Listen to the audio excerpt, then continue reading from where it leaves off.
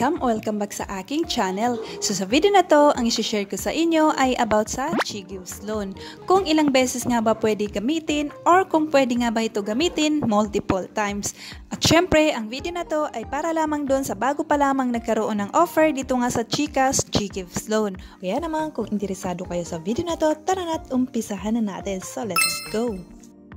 Ayan, so for example, ay nagkaroon ka ng Chi Gives Loan offer dito nga kay Chikas. At usually, ang offer nga dito ay 5,000 pesos.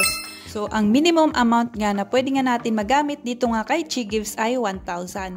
So, for example, nagbayad ka ng bill.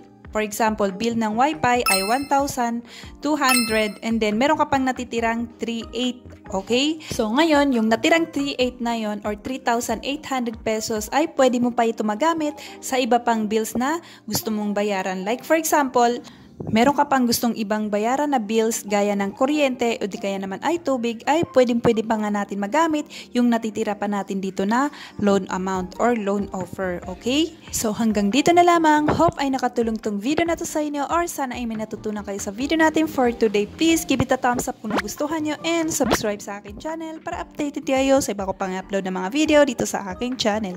Thanks so much for watching!